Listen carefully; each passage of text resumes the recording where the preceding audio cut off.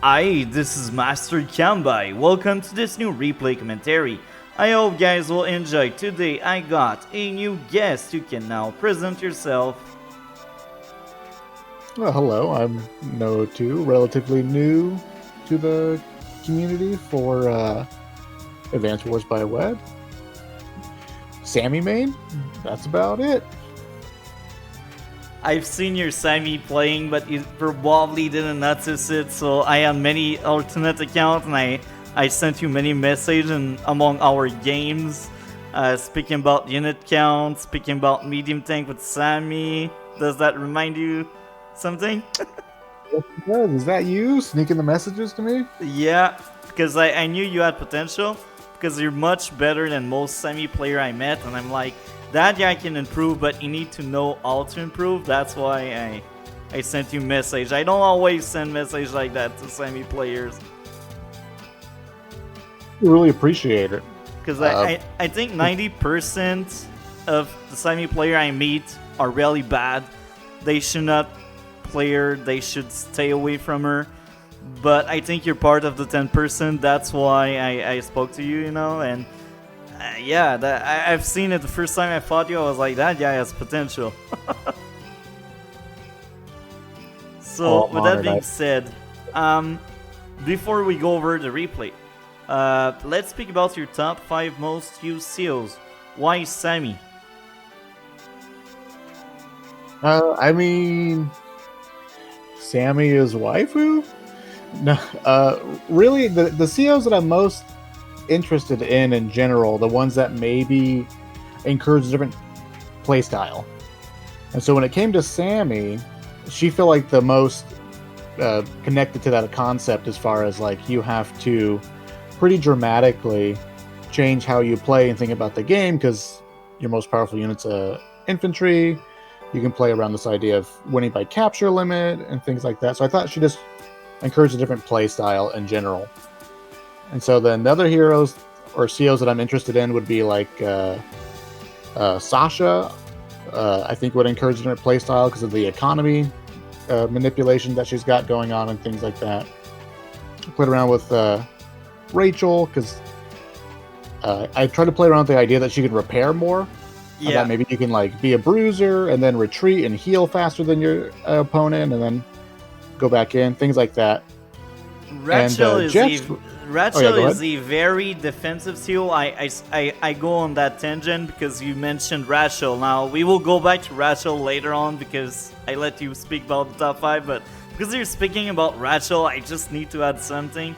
I think she is a very defensive seal. She is probably the most defensive seal because someone smart will never want to attack her tanks on cities with other tanks, because if they cannot kill the tank, well, the counter attack will be really hard. And it's rare because that extra repair is really OP, but people tend to forget about it, Yeah, for sure. And there's definitely like an economy thing around it too, because it costs money. Yeah. But I just thought it was interesting. Those are the COs I'm sort of interested in general, is that they encourage a different playstyle entirely. Yeah, that's good. And when I see your top 5, I'm kind of surprised because the closest thing we got from global damage is Rachel, but even there, she is not as broken as the other CO that do damage. So it's very interesting. I like your top 5 a lot. So moving on to Jess. Why Jess? Second place. Honestly, she felt like the weakest of those, whatever, tier 5, the of all the worst COs, she just feels like one of the worst.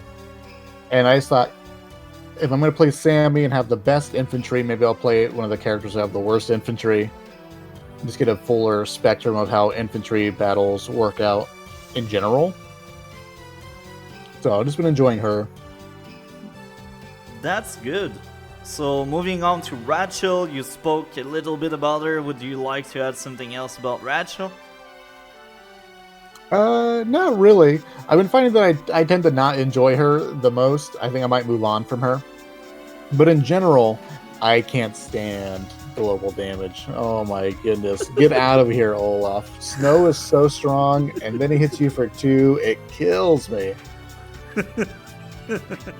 Yeah, I'm actually, well, I'm torn apart. I like using it, but I don't like facing it, but I know it's broken, but these are not my favorite seal. I sometimes I do enjoy global damage, like sometimes I'm like, oh, let's have some global damage today, but other times I'm like, nah, it's too lazy, it's too easy. And here's the thing, what bothers me the most, well, in under 1000 ILO, usually people tend to gravitate a lot toward Olaf, a lot toward Drake, so I'm like, they should be considered on another tier, and then they should not be always part of like tier 3 or tier 2 or stuff, because you end up like most of the time the same matchup, and it's like, it's boring, it's not fun.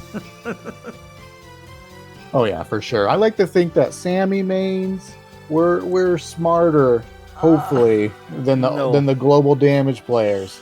No, I think a Sammy player is, if he doesn't use Sammy properly, I think he's as bad as any Drake or Olaf. I think he's actually worse, because he got one of the best CO in the game and he doesn't realize it. He just sees, oh, Victory March, Victory March. I'm like, bruh, use double time, man.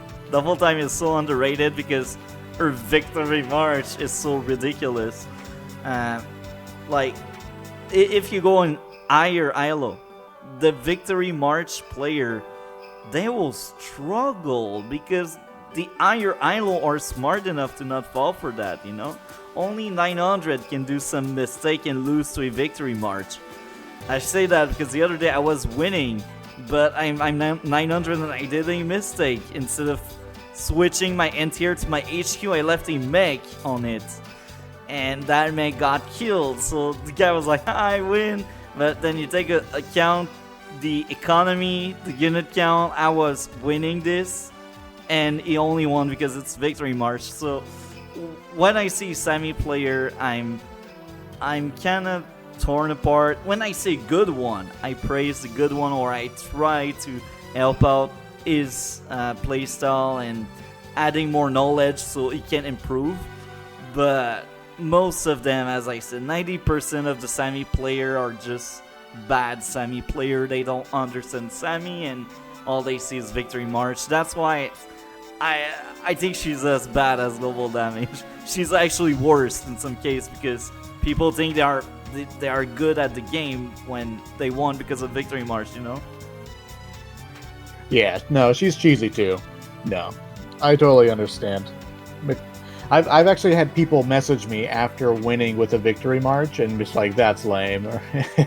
Yeah. They rage at me. Like one time I fought the guy that defeated me with a Victory March. I had a rematch with him with another of my account, and this time around I won with a Victory March, but I almost won without it. But the game dragged on forever, and at some point I just held my super because I was losing, but I was like, I know I can beat that guy with Victory March to show him how it feels.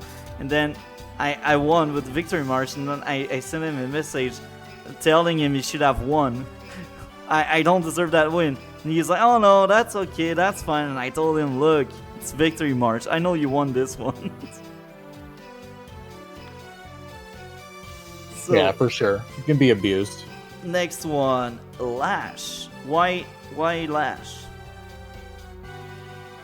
Secondary waifu. I just like the idea that she was like a discount Kindle essentially with her day to day, and I thought maybe that would encourage a different way to play again, right? Where you just like try to get the cities and stand on top of stuff that is defensive, Yeah. Just sort of like general ideas like that. So I will tell you this: she's one of the hardest tier 3 to play with Sammy, like playing proper Sammy, not Victory March Sammy. She's one of the hardest, and I think she is my favorite in tier 3. To be honest, I play her a lot, and she's fun. Now she is really hard to play. I play her a lot, but I'm not good with her, and I know it because she's really hard to play. Like, even in higher level, I don't think there are that many Lash players because she's that CEO. Like, her power is not really amazing, but in some cases it can really help out. And sometimes, like, you can rely on it in some cases in map, because terrain tactics, if you got a rocket launcher, it becomes really broken. And sometimes that terrain tactics, people just don't expect it, so you get the buff and you just reach stuff you couldn't reach before. It's not really amazing. Like, Prime Tactics is clearly the thing with her, and a good Prime Tactics can make you win before Victory March do. And this is the interesting part about Lash. But she is a special CEO. I think she can take on like pretty much everyone outside of tier 1. Now, the only tier 1 I can think she can beat is Hawk, but even there, Black Storm is just better than Prime Tactics, so if the game drags on, she will lose. But the same goes for any global damage, because one time I was winning against a Drake player as Lash, but global damage dig a really deep grave, and I end up losing because of that really deep grave made by global damage. So that's the thing with Lash, she needs to win fast, because she's not as good as global damage in a longer game. Yeah, for sure. And I think you hit it right on the head there, when I think she's a harder CO to use for sure. Especially with her power being a little expensive for what it does. You gotta be really smart about how you use it and how you just how you play in position and things like that. But yeah, she's a really cool, interesting CO. Next one, that's the last one in your top 5, Jake. Why Jake? I mean, I only played 5 games with him. I played him because he was the best, I think, in his bracket, and he sort of offers that interesting playstyle because his power boosts the range of artillery, so that's kind of a cool concept. But I just sort of gravitated towards Jess over him just because it's just simpler, easier to use, and I wanted to experience the full spectrum of like good infantry with Sammy and horrible infantry with Jess, just to fully understand the early game and how to play it. But to come back to your point, Jake is actually much easier than Jess. Jess is very underrated, not that many player. People gravitate a lot toward Jake. Jake is the most popular tier 4 when Sammy is not part of tier 4. He is really used like across the board because he has no weakness. Jess is a bit stronger with her tanks, but her capture game is really, really bad. Yeah, the capture game aside, I think Jess is very playable. Now we will speak about your MMR. 920. For how long have you been playing Global League?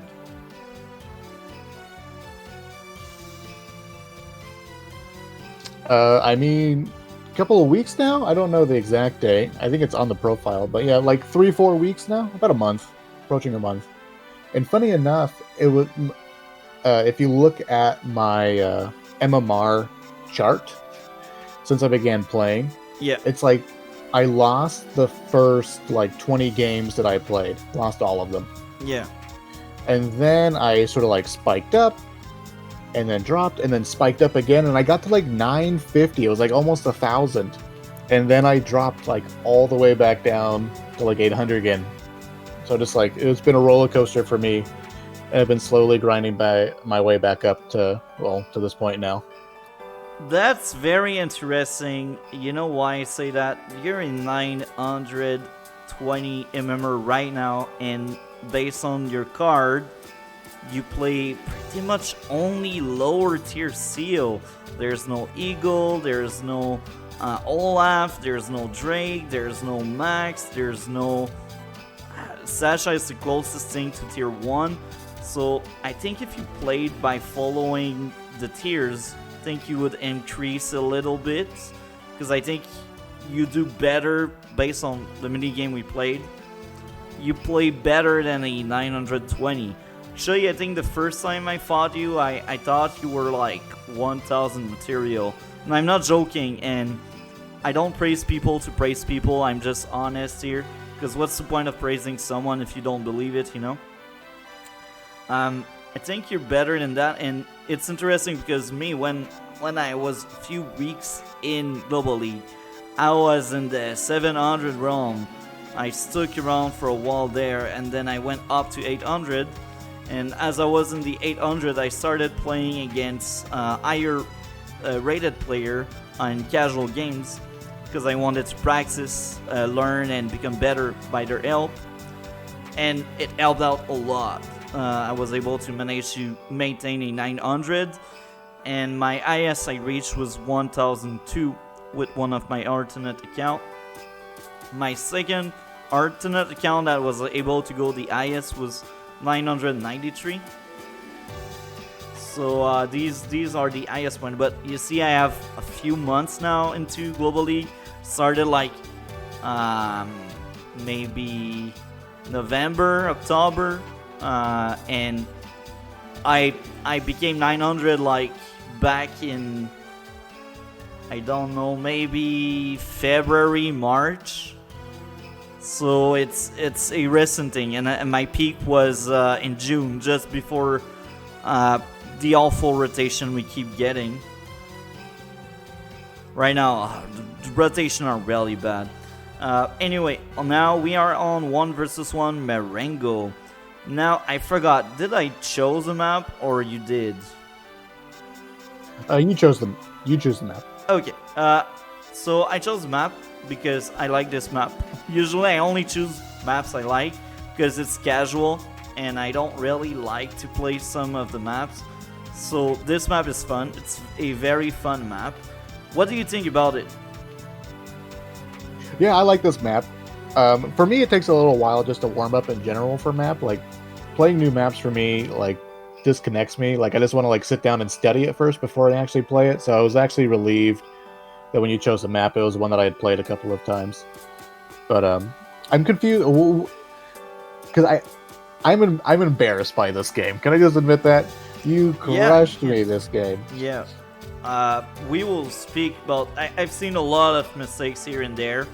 We will go over it. Don't worry about that. I always do, like, when I'm against less experienced player. I won't say less skilled because I'm not really that skilled. I'm very experienced, but I don't consider myself as being skilled. I do think a lot of the guests like you and Jakester, and thinking about Jakester right now, they are more skilled than me. You and Jakester, it's another guest. He is a recurring guest. We did like 8 or 9 videos together. We did many streams together because when I'm home I stream and then I re-upload. But yeah, Jakester and you, I consider both of you like more skilled than me. But sometimes experience take over, and I think that's what happened between the both of us. Because based on our game, I've known you for a few games, and he didn't know me, but yeah, I've known you for a few games, so I could tell you're more skilled but less experienced than me. And when this is the case, I like to bring you new stuff on the table, so the person the next time we fight is better than me, or in a work in progress to become better than me, you know? Jakester right now, after like a few games, half of the time he beats me. So, and I think that half is turning into higher than half because some games don't look good. Anyway, so we will speak about mistakes and the stuff that really hurt your game when I see them and when I remember them, you know? Because I have not taken a look to the replays since we finished the game. I only remember things I noticed, things I've seen, all you could improve, but we will do everything in time. That's the point of it. So now we are still in the very long intro, almost 20 minutes in, and we didn't even touch the game in itself. That's usually how it goes with me. Why Sasha? Now you spoke a bit about Sasha in the intro, but why Sasha in our game right now? I can't remember whatever the tier bracket is. Tier 1, right? which I think you chose. Those were the only options for this game, Tier 1. So yeah, of all those... I closed Term because Term should not be considered Tier 1, but yeah, it's Tier 1. Okay, yeah. So just of all those COs, Sasha was the only one that I was like interested in learning and playing, just because the idea of her sort of like manipulating the economy with her extra cities and playing in a way where you maybe try and force to get more cities. I think like there's more sort of going on with her in that regards, as far as like possible build orders. And then her CRO power is really interesting as well, with the decrease your opponent's bar build up. Kind of cool idea. Yeah. So me personally, I picked her because I want to main her in Tier 1. She's hands down my favorite Tier 1 CO. That's why I asked you, what are your reasons, you know? And I really want to improve my Sasha. My Sasha has some strength, but some flaws as well, because sometimes I play really fast. Well, sometimes, all the time, I should say. All the time I play really fast, and very fast as well. I will speak about a messed up I did in my opening, because I had a specific opening. Go 7, one of the top players here, actually showed me in a stream in this map, and that was funny because that was another mirror there, and he really crushed me like day 11. I was in pieces. Regardless, I messed up his opening there because I play too fast. So we will cover that in time. So with that being said... Oh man, I'm so glad you said that. I do the same thing. I play super fast all the time in my turns. Now I will pause here. Perfect. From now on, you may have remote control. Can you try to move the mouse? Perfect. It works well. So we go at your pacing, and if I need to stop, I will stop you. So let's move on with this video, except if you want to add something else to the intro. No. I think we're good to go here. This is good. So you are in charge. Oh no, okay, let's do it. Correct. Here, hold on 1 second. I don't know how to do this. You don't know? This one, you see, this one is for the action on the turn. This one is for the next turn. It's not that. Can you hear me talk? Yes, I can. Oh, you can hear me talking right now? I am talking, and you as well. Oh, yeah? Yeah, do you hear me? I can hear you. Okay. Now we need to go back to the game. Okay, yeah, let's go back to the game. Sorry, did I do that? No, I did, because I was wondering if you could see me. No, I'd have to open up. No, I used to be able to see you, but I can't see you now. Oh, you can't see it now? Oh, that's weird. I will kick you out and invite you back. Okay, sounds good.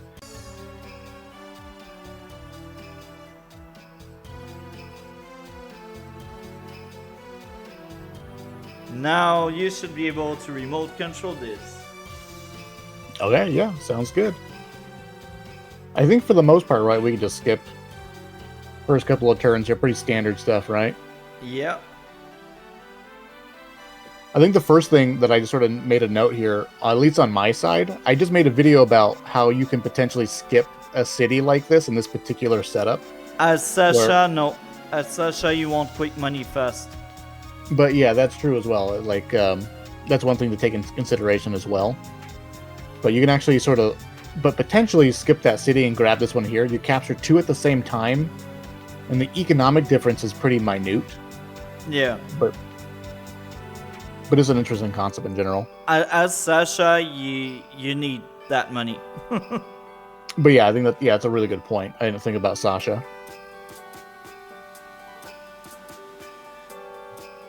Right, and for the most part, right, it's pretty. We're almost mirrored, what you might expect, right? Yeah. Now, right now, it's my mistake. that infantry should go here instead of there to get the airport after. Then I realized, oh no, I played too fast. Now, you did the Recon opening. Why? Because that's what I always do. I think I watched a DJ's video and he talked about how much he really enjoyed doing recon openings, day 3 recons on some maps. So I just started doing it as well. And I just figured, this is my build. This is my build order. This is who I am. This is what I eat for breakfast. I build recons day 3 no matter what.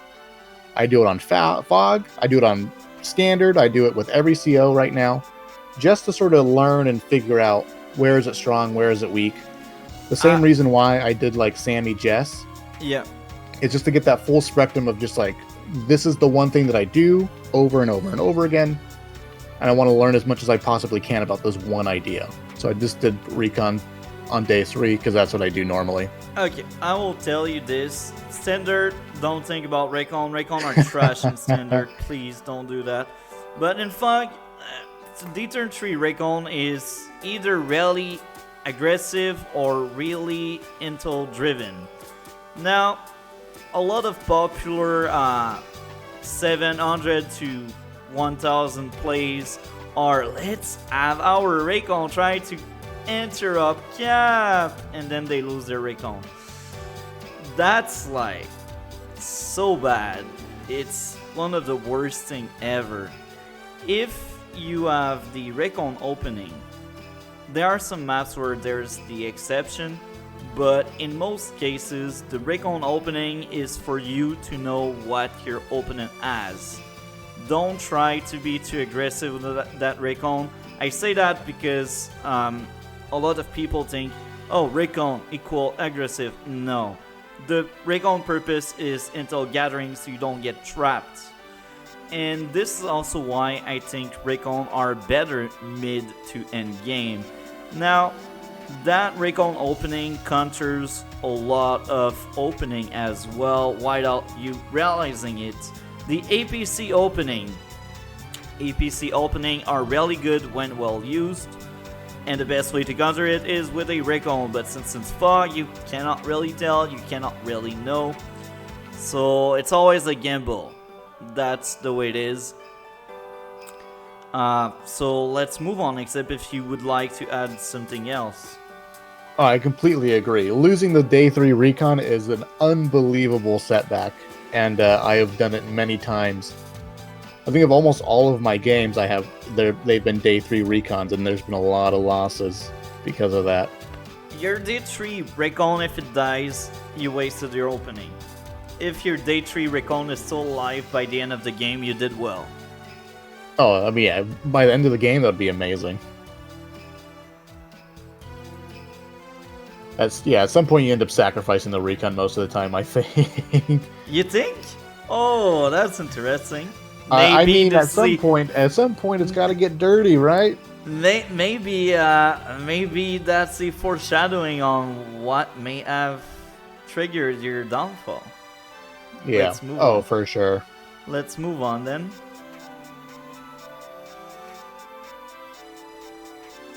Yeah, I think the thing that I'm going to notice here on your turn in particular,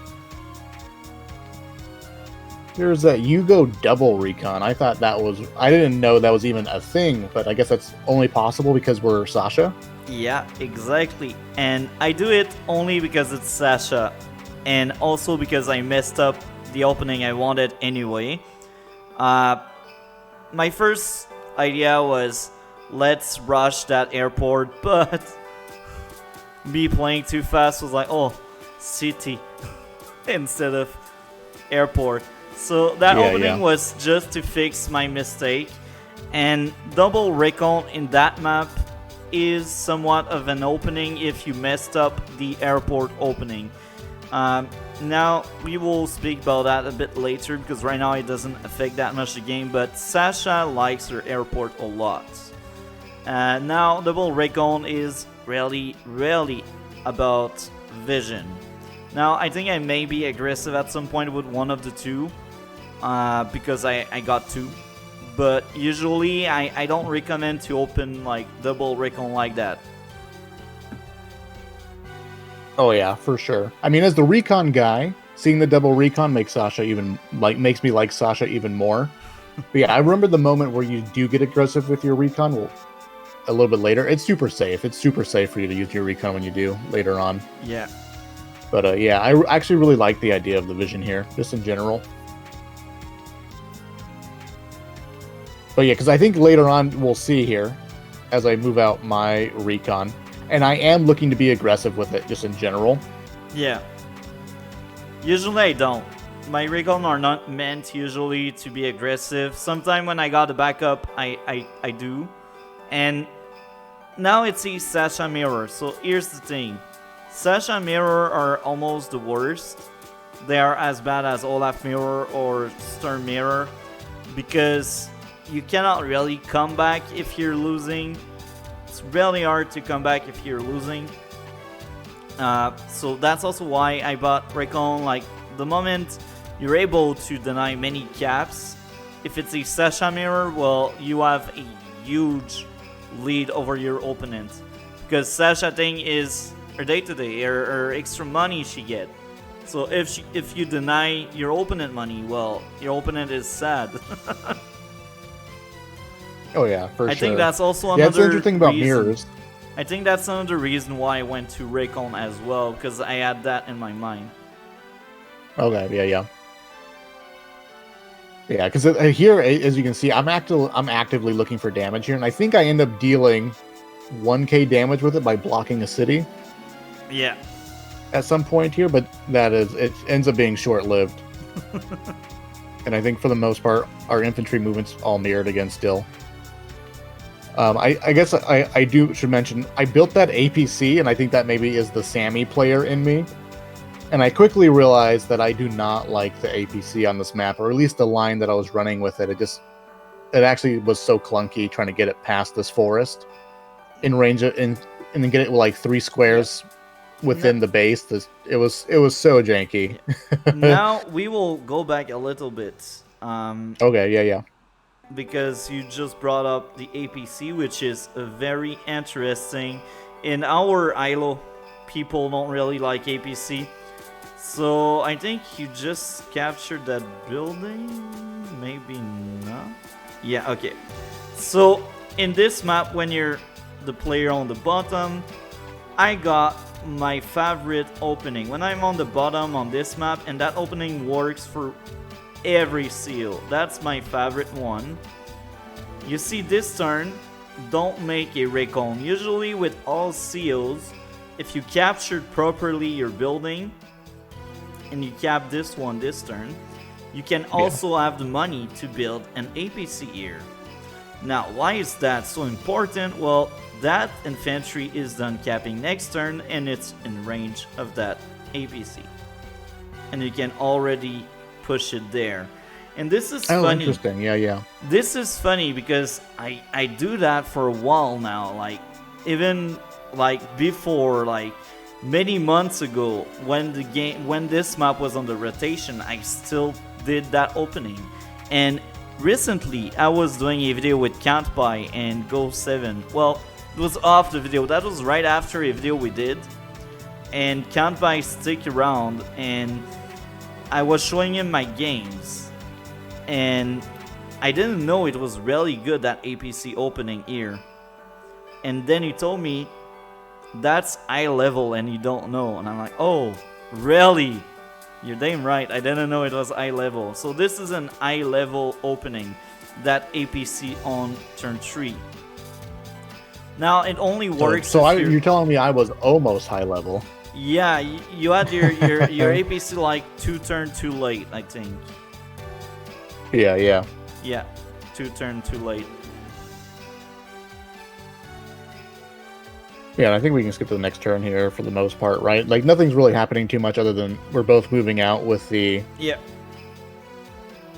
general stuff here. And yeah, so I am actively looking for damage with my recon, but I'm trying to be a little reserved with it. So I put it in the forest. I try to set up that infantry. I think I leave the infantry in the APC, and I think that's Yeah, I leave it in there when like there's really no reason not to. You should always leave it out outside of the APC, right? Yeah. Even if you are going to end up putting it back in anyways, it's always correct to do that. Yeah. It's a little rookie mistake by my part. And I think this is where like the recon games begin, if I remember, because I see your recon move out right here. Yeah. I'm like, oh, okay, we know where he is. I see your infantry that just capped the building, so I think I'm looking for this territory right here. Yeah. And I count the math. This tank is not in range. Yeah. Of this city right here, so I'm like, there we go. There's a tiny bit of economic damage. I do it first. Yeah. I do it first thing I do, because I'm looking for that damage. Now I will tell you this. First of all, why I built that tank. What you're doing right now is very popular. A lot of players like to do it. So one of my favorite thing is the tank on this side or the tank on this side, because I know a lot of players do what you just did. So I'm like, my tank will kill that thing really fast.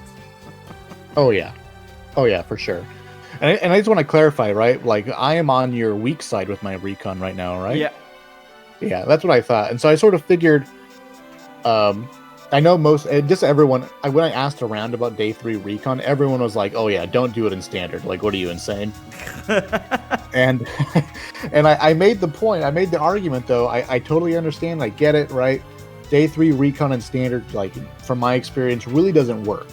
But the only thing that I can say that is kind of cool about a day 3 recon in standard is that the typical response to it is building a tank. So if I build my recon on my strong side, I can usually make my opponent build their first tank on their weak side.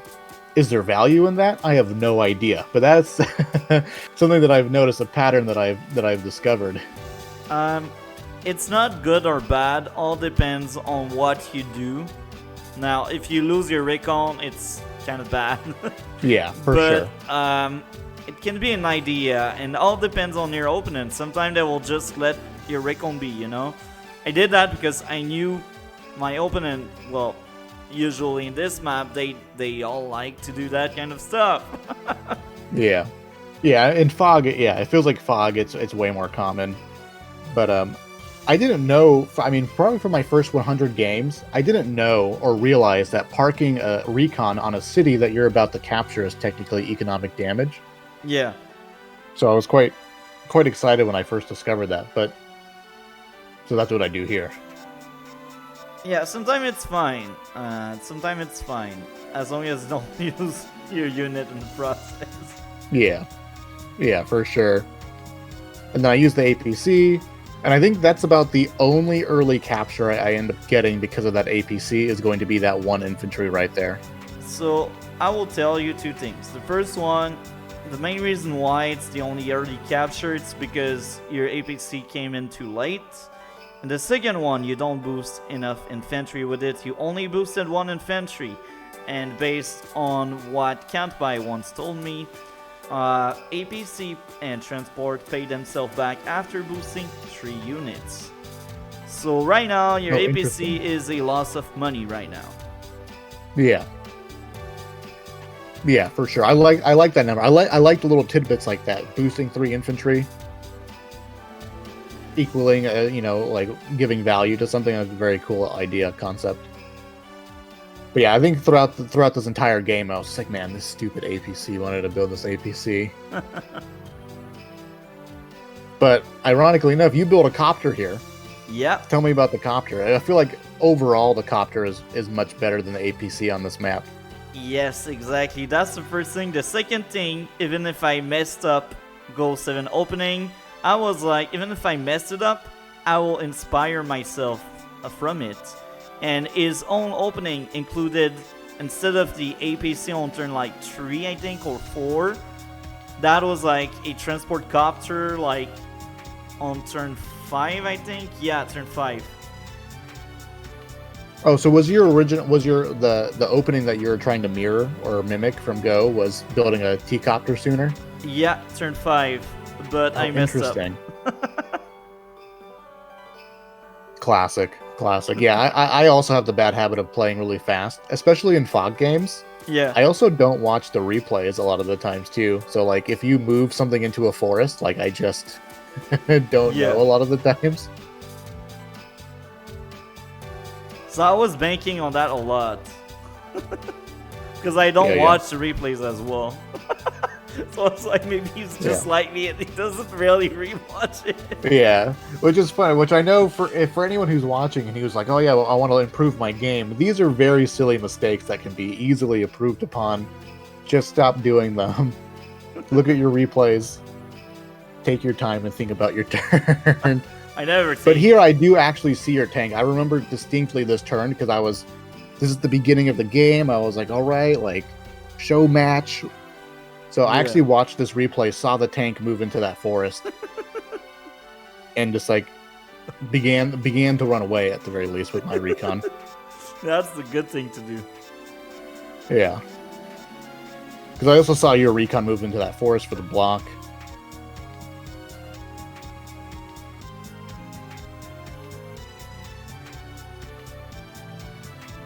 And run it away immediately. Still looking for damage though, but I would assume your tank is going to chase us here. But there's actually a mistake that I'm about to make with the recon. Yeah, I think I remember this one. Yeah, and it has to do with actually just understanding that the map is mirrored. Yeah. Because I moved my tank in to cover my recon to some extent. But we're on your half of the map for the most part here, so I know that I can't reinforce a battle out here. Yeah. And I think you end up giving chase, which I see. I can't stop anything with that comm tower. You beautiful T-copter, oh my goodness. What a disgusting APC. But here it's I'm going to move my recon and it's going to get trapped by your guy right here. And the silly thing about that is I should understand that for the most part it's mirrored. I should know that you are very possibly there. Yeah. Because I have my own infantry there capping in the same turn. So the fact that I get trapped here with my recon, because I was just thinking if I can park it on top of that city, then I can do some more damage. That was literally what I was thinking. And he may not be there, so let's just go for it. So I will add something else here. Battlecopter, Raycon, and double infantry. Now, usually 2 Raycon is more than enough. But here, I feel like you're the very aggressive kind that just throw the Raycon to attack stuff. So I know I will have like at some point my Raycon will need to kill something. Because you're very aggressive with yours. Like, it's not recommended Raycon on Raycon, but here's the thing. If you can kill a Raycon with your Raycon, that's the moment where you want to do it. But if you want just to damage it, use something else, you know. But if it's a finishing blow, that's fine. So I went 3 Raycon. And more than that, I don't want to get trapped by anti-air and other units. So my Raycon will provide me the intel to know where exactly your anti-air are, and I also wanted with the 3 Raycon to see if you're a battlecopter player with Sasha, because among all the games we played, I don't remember facing you while you were Sasha, and anyway, I don't really remember all the games I played anyway, so I just like the vision, the intel to know when and what's going on. So that's why this time around there's 3 Raycon. Now the other reason why is it went well with my money. Battlecopter is very, very strong in this map, especially with Sasha and Grim. Grim is because his copters, they are stronger, like anti-air will one-shot them anyway. He doesn't care, and if you first strike another battlecopter, the other battlecopter will be disabled. So Grim and Sasha have really, really OP copters. Now Sasha, there's 2 kinds of Sasha. Now we are a bit deeper into the game, so that's why I explain a bit more. There's the economy Sasha that will just take up fast and have a lot of big units, and it will firepower the other one because the other one cannot keep up. Now, this case works against both CEOs that face off Sasha, but it doesn't go well when it's a mirror match because both players have the possibility or the money to maybe take up. Now, the other way to play Sasha is unit count. That's why Go 7 hurry up to get the airport and pump out air unit to have a better unit count. Because Sasha has more economy, so she can have more unit and she can see more stuff. So that's the thing. Battlecopter was the best option she had. Yeah, I really like it. I mean, I think at this point when I was playing this game with you, at some point somebody did mention to me, like, hey, you're a Sammy player, consider building more battlecopters, that way you have more unit count. Was that you by chance? Yes. Yes, okay. So I think I ended up doing more battlecopters. I played around with it, and I had some success, but I also came to realize that the counter to battlecopters is anti-air, and all anti-air also shred infantry. And so I think at this point I was coming off a really bad loss where somebody just like built only anti-air and just killed me because I was just mindlessly building battlecopters forever. So I think I don't build that many battlecopters this game in general, but I love the idea of like getting extra unit advantage by just utilizing your airport more often. Very cool. Yeah, especially with Sammy, you brought up Sammy. I didn't really thought about it right now because we are on the Sasha mirror, but that's a good example. Another CEO, Sammy, she likes Battlecopter a lot. Another CEO, Max. Max, I hate Max. He's my least favorite CEO in this game. He's boring. Oh yeah, that dude's a dork. I don't even consider him tier 2 because he cannot beat Olaf or Eagle. Now, if the player is really skilled as Max, he may stand a chance. But even there, it's a very hard call because Max is just not a fun CEO. Anyway, Max, instead of taking up, he will like to Battlecopter spam. Because Battlecopter can take on medium tank, they have vision, they are fast, they do good damage against lower tech, and medium tank. So that's the thing, Max likes Battlecopter as well. But here's the thing, in his tier, Eagle has better copters, let's be honest. And in his tier, Olaf, his copters are a bit better, even if they have like normal firepower. His super is really OP because it will slow you down, but his copter will still reach yours, and yours will receive the global damage as well. So Max copter on copter, man, he doesn't like his tier. Yeah, but I think at one point as we go through the game, I quickly realized, oh man, I think you're building a lot of battlecopters. Yep. But I think it was like literally too late by the time I realized. Yeah. Because I think at this point, I think for sure you build an anti-air like preemptively. Yeah. And I do not.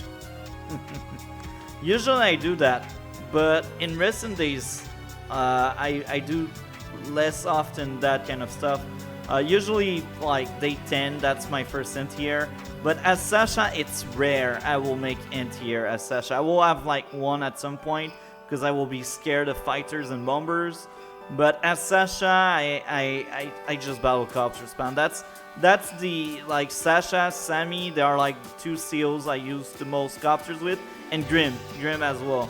These are, like, the three seals that where when I play them, I just have more copters than usual. Because they like copters. Now I've seen something. Mech. Is it a misclick? Tell me it's a misclick. I'm a Sammy main, dude.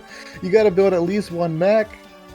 No, I build the mech on my weak side because I think I feel like mechs, right, this is not a good place for a mech because in order for it to get to the cities that I want to defend, it's like 3 turns anyways.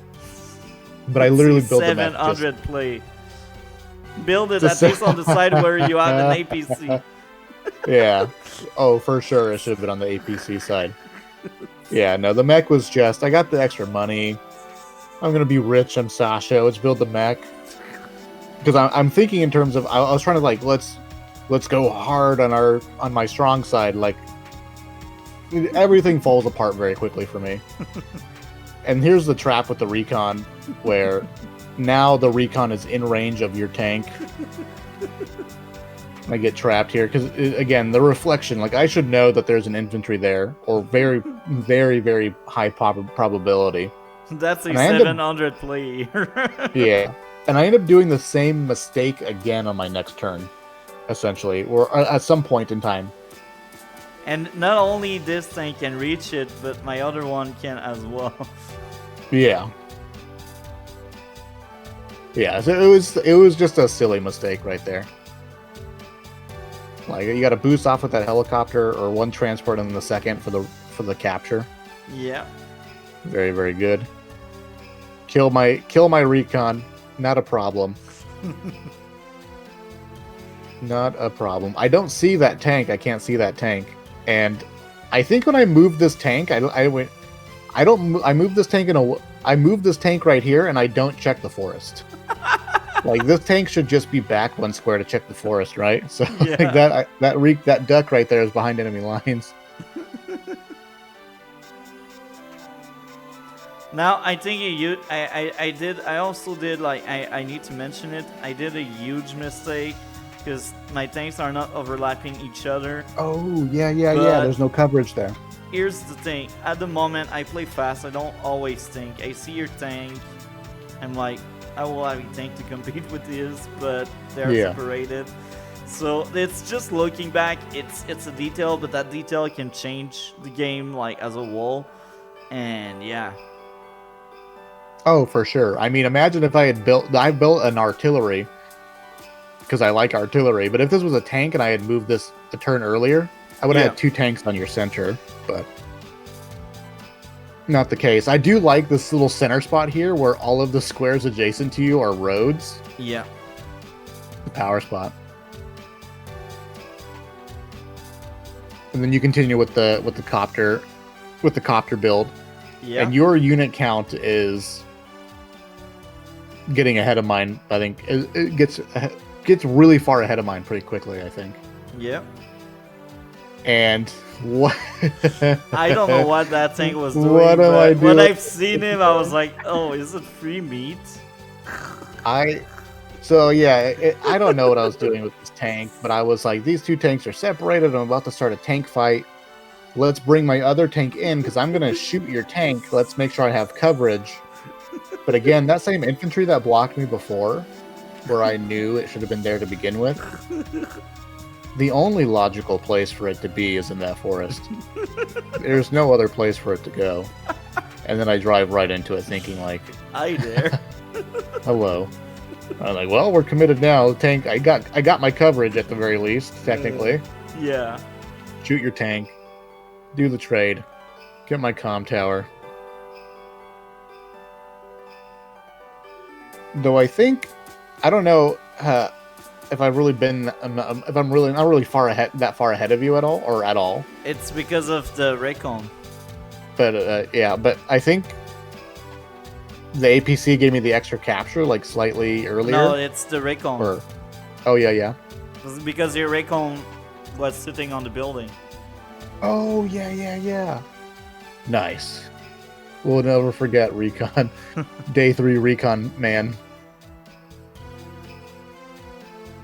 And this is like where I hated the APC because it's just like, like constantly I was having this problem of just like going through this forest and like being 1 tile short of getting a nice boost. Yeah, I was dying.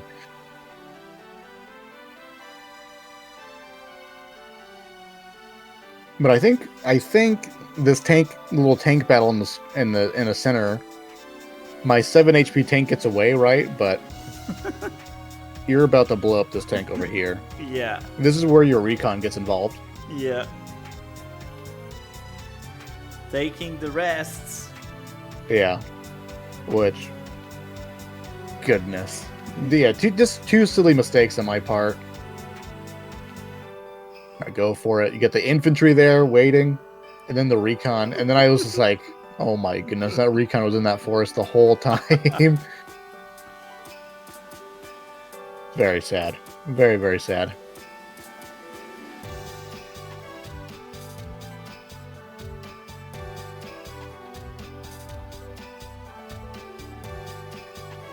And then the other mistake I'm going to make pretty soon here is actually down here. I sort of like perceived this to be my strong side, so I was like, surely he can't have that much stuff here. But with the T-copter, and you did a couple of boosts, and you know, were able to deliver 2 infantry down here, I end up throwing away these infantry in the bottom. Yeah. Before my artillery is in position. Oh, and you build the anti-air. Yeah.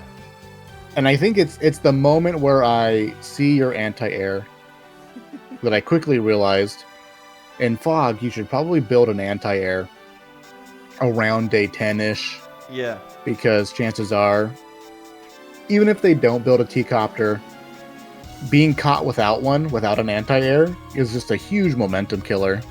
Usually it's my 3rd build, but maybe sometime 4th, depending what were my build.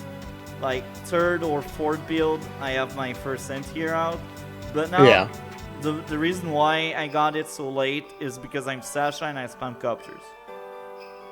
Yeah. You gotta cover all your bases there. And yeah, I engage with my infantry here. At that time, I was like, hell yeah, give me some. Yeah, which is just silly because I know that like my 2 tanks are engaged over here, and I'm still like trying to get set up. The thing about artillery is that they like unit count. Yeah. They like walls. I like to say that artillery are carnivores. Yeah. They like meat. They like to be surrounded by meat.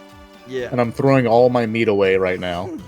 Now I will ask you something. I just realized you already have your medium tank. Why? Yes. No, because big number, big boy vehicle. I just there's really no game plan here at all as far as what I'm building exactly. I just sort of figured, just the way the money's been working out, I'll build a tank. He sees 2 tanks, maybe he'll build a medium tank in response.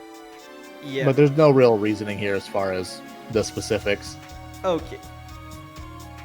Now I made that segment different because I will do some kind of clip from this long video we have, because I got 2 channels, and this will go on my replay commentary channel, and this clip will go on my other channel.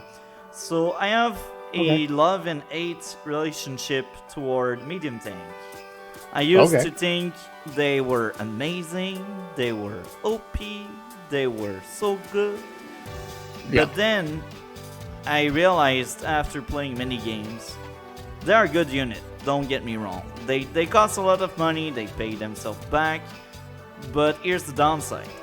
They are not as good as 2 tanks. They are not as good as a battlecopter and a tank.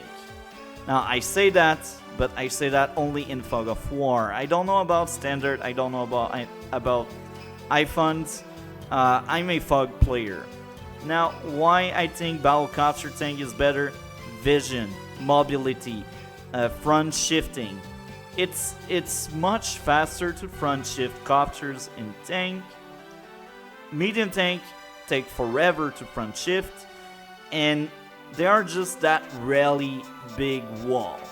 Like, they will crush any lower cost unit outside of like maybe battlecopters, because battlecopters are just that good. But here's the thing, they are slow, they are a wall, they are easy to like move around. And it took me a long time to realize that. And it also took me many games where I wasn't understanding why I was losing that good spot I was in.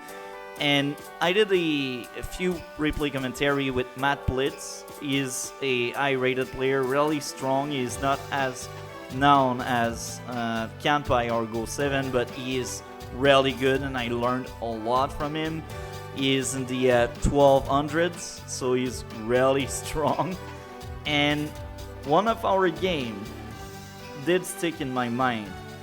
I was Sasha, he was Hawk, and at some point I was like, oh, let's take up because take up is cool. And when we covered the replay commentary, he actually told me he doesn't really like take up because less tanks, less engagement. It's just a big unit. Now, yeah, I say that, and I will repeat myself. Medium tank are not a bad unit. They are just not as good as tank and battlecopters. And does this mean I will stop making these? No, because I have a love and hate relationship. I know how good they are, but I also know how blind they are. So in Fog of War, having too many of them is wrong. You need vision. Right now, where is your Raycon? Oh, it's dead. It's been long dead, and I don't build one for a very long time to replace it. And you got a medium tank. So medium tank is really strong if it's assisted, if it's helped by other units. Now, this is a thing I've known for a while now. This detail I just told you. Like, don't build a medium tank if you don't see the map. And I say that, but sometimes I forget about it, and I do it. But that's the thing. You need vision.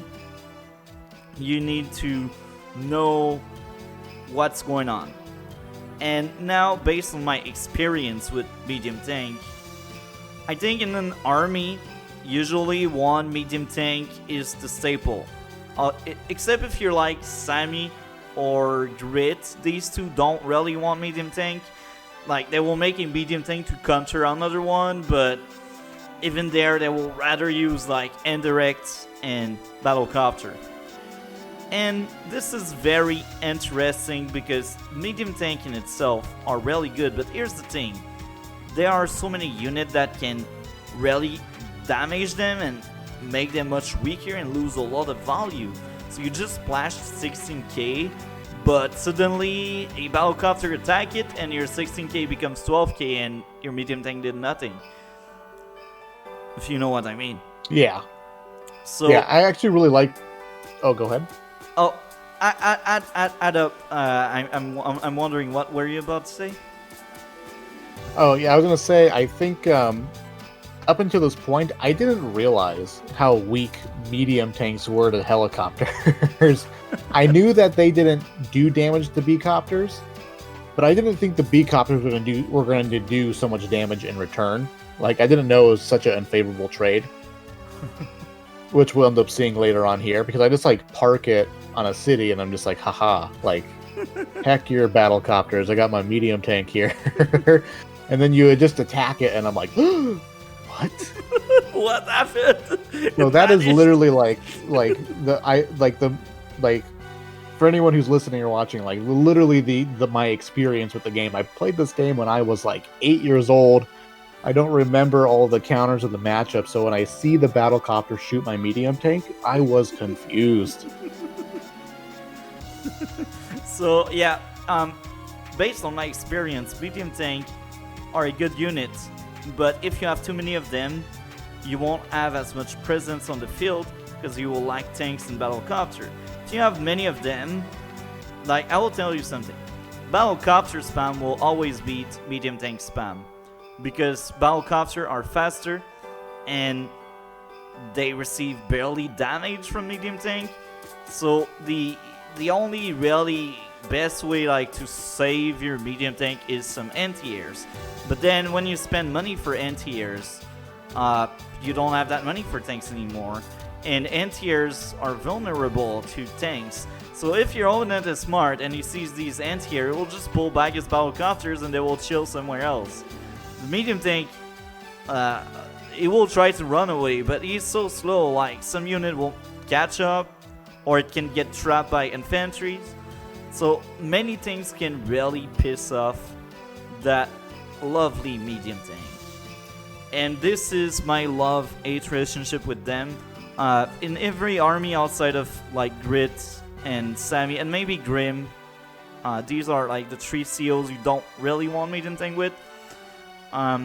Grim, it's because you don't care about tomorrow, and medium tank are like the kind of unit you build because you're like, I have a game plan, or you're like, I will kill a lot of tanks.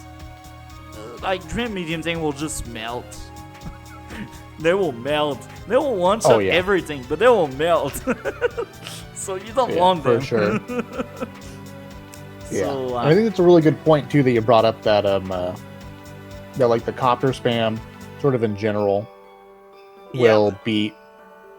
Oh, go ahead. Go ahead. You're in the middle of your idea. Go ahead. Oh yeah, that like the copter and a tank will beat the medium tank, especially in fog. Yeah, and I think that's a really nice contrast because I'm sacrificing unit count to get this medium tank out, and you're pumping out the extra unit count, and I think that ends up being really felt later on in the game here. Yeah. So as I said, medium tank are really strong, but don't get too many of them, and it's a more late game thing. And sometimes I do think about making medium tank to counter a Neo tank. Neo tank are really strong, but a medium tank will get good value if you're able to land that good first strike. So I think that closed the book for the medium tank, except if you would like to add something else. No, I think that's great. I think that was really actually really insightful for me to hear that. Like I think we prefer a tank and a helicopter and fog rather than one medium tank. More vision, more mobility, just more pieces, more material to play around with. Yeah. So here we are back with the replay. So Still be okay. Stop moving it. Oh, sorry. Now I've let go. My hands are in the air. That's fine. It's OBS. Boom. Perfect. Beautiful. Now we will move on, actually, to another segment. Here again, I will clip this for another video. Since we are still like around medium tank and stuff, I used to hate rockets a lot. I used to dislike them so much. I'm telling you. I had on my second channel, Master Kambai, I had that whole series where I reviewed the units. And the rockets didn't got any love there. But in recent days, I realized I'd rather spend my money for a rocket over a medium tank. Now you may ask, why they're almost the same price and the medium tank is better? Well, the rocket, if you're able to keep it alive, will always get more value because you will defend it and it won't be on the front line. Now, it's much easier to kill a rocket than a medium tank, but if you're smart, they won't kill your freaking rocket, and trust me, I have PTSD in this map about rockets. I say that because rockets, man. Rockets. I love rockets. I've come to love rockets. I know some people say like rockets in fog is sketchy, but I mean, if you get your rockets surrounded by its friends and family, it's super hard to unentrench it, you know. So I actually really like rockets too. Yeah, and there's the thing, you don't want them too much on the front line. Love the rockets, man. Oh, love it. But have I lost games because they got on top of my rockets? 100%. 100%. So yeah, let's keep going. Okay. We're fine. I think the last thing I did was I shot this infantry over here, and then I'm just engaging over here for no reason. Because I'm just like, this is my strong side. This should be my building. Give me my building. And I do it sort of foolishly here without the, like, I just moved the artillery here. So I think it's just a misplay in general. Yeah. That I'm just not setting up around my artillery. I just go for it. Attack. Aggressive. No fear. That guy's brave. No fear. Oh yeah. Yeah, I'm still playing like a Sammy player, right? Like, oh yeah, shooting an infantry on a road should be free. My APC feels bad. I don't think I stupid APC. It's the bane of my existence. I built another artillery. At this point, like, there really is no rhyme or reason to my exact build order at this point. My build order was build a day 3 recon, and beyond that, my build order stopped. So I will tell you something else. Like, okay. We spoke about battlecopter spam earlier. Now, I'm not recommending people to overuse battlecopter spam because they are easy to shut down. Like, if you battlecopter spam, be smart about it. I've met that player on Global League many times, macro maps. I think the first time I fought him, I thought he wasn't that great, and I was really salty about these copters. But then after many games facing him off doing battlecopter spam, I was like, man, that guy is freaking smart. But now each time I see him, because he always played this way, I beat him really hard. Because I'm ready. I have many anti-air ready. Yeah. Yeah, so, I think that's the interesting thing about the battlecopter is that for the price that you pay, they counter a lot of stuff, but it's a volatile game that you play because if one anti-air shows up, the copter's dead. Yeah. So if you think about every battlecopter spamming, think about your seal and think about not always using that strat with every single game you're playing, because the day you will fall against someone that is ready for it, you will lose. Yeah, for sure. For sure. And this is where you reveal, I think, your first battlecopter. Literally free hits. My mech is on the way, don't worry though. It'll take 20 turns. It's on the way. It's gonna perch on this mountaintop and like pretty much never leave for a really long time. It's my Mounties. Just free hits for you down here. All free hits. You get kills with 4 HP infantry. The infantry that I engaged upon get vengeance. And when you shoot me right here with the battlecopter, I immediately go, I don't have an anti-air. It's a fog game. You're supposed to have an anti-air by this point in time. Like somewhere, whether it's just being built or like slightly moving onto the map. Yeah. It's just, you got to cover your bases in the fog games like this, because if you don't, you wind up like this, and there's literally like, other than I have my helicopter here, and I have my own anti-air ready. And you already have your anti-air, and it will overlap my copter. Yeah, 100%. And so it's just like, I go in with my copter on the next turn here to fight, and your anti-air shows up, and I'm like, doubly reinforced. Like, like standard, you're supposed to already have an anti-air somewhere on the map at this point in time. Well, standard is different because when you're opening as a copter, fog you don't. Oh, I meant like I meant like in a general sense, like it would be standard in fog to have an anti-air. Sorry, I'm used to, I play a lot of RTS games, so like when people talk about like what's your build order or what's your play style, it's pretty common to say, oh, I play standard. Like I just sort of play a very general play style. So I'm not used to standard being a specific game mode. Oh yeah, and then my artillery gets a shot. But you can see my artillery staying there. I have a flood of infantry there. Oh yeah, I don't care. I mean, I don't think was it 1, 2, 1, 2, 3. Yeah, none of your infantry are technically in range other than the one that I shot.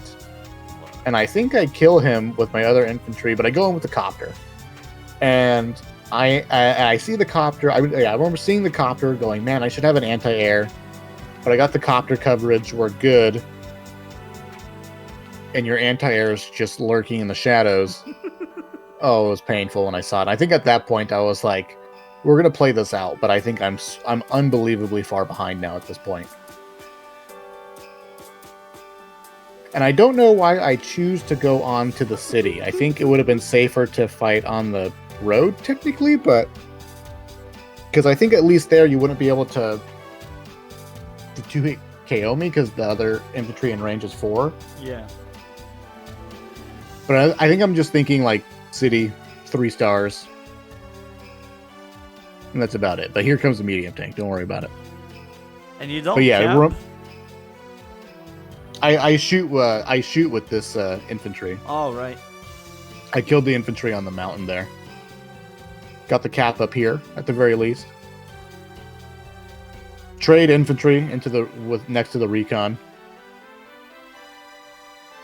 And I think, tell me if this attack or not is correct, because I see the cap here with my infantry in the forest, and I'm thinking just like trading an infantry to prevent a cap. That's a 1k. No, I guess in theory damage. It's not good because you didn't kill my infantry. If you cannot kill the infantry, don't do it, because now you will just lose 2 units. Yeah. Yeah, I reveal the 5 HP. That's a damage calculator thing that I just should have done, but I didn't. But even with 2 eye roll, I think I still have like 1 HP left. Yeah. Yeah, for sure. But I was just thinking, like, I'll get the damage in, I got the follow up here, but I'm committing a lot to stopping this one capture. That was really bad. And I think at this point, already knowing that I'm behind in material, already behind in the unit count, and then committing 3 infantry to stop a capture. Yeah. It was just doubling down on mistakes.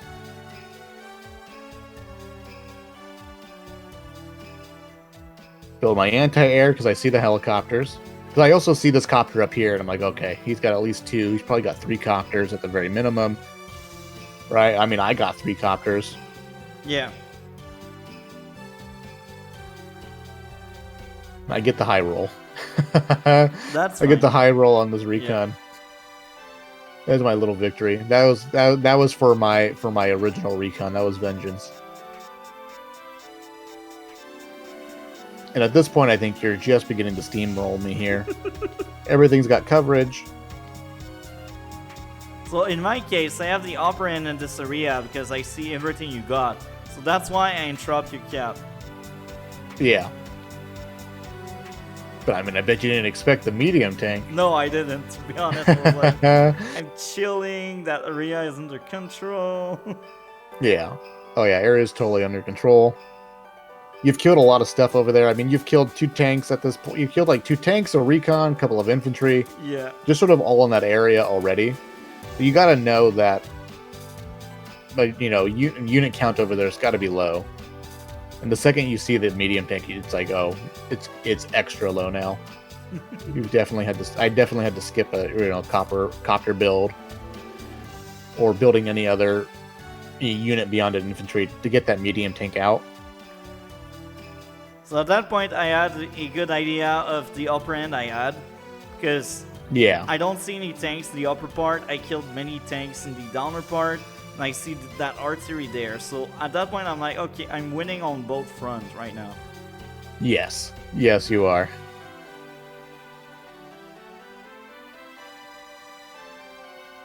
Just good to move out. And this is a good turn for you. Tank, artillery, helicopter. Sasha. That's a Sasha turn for sure.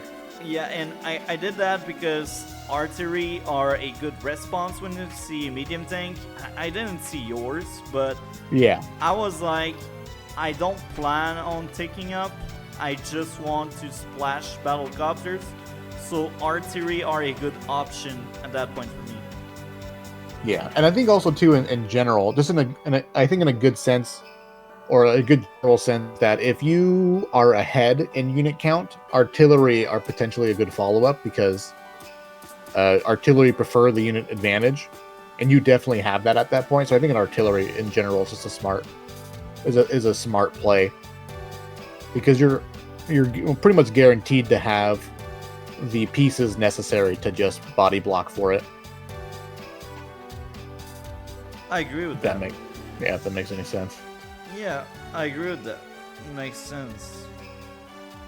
Now at that point, I see that medium tank, and I'm like, oh, he's that kind of player. Okay, I'll have fun with medium it. Tank. Medium tank.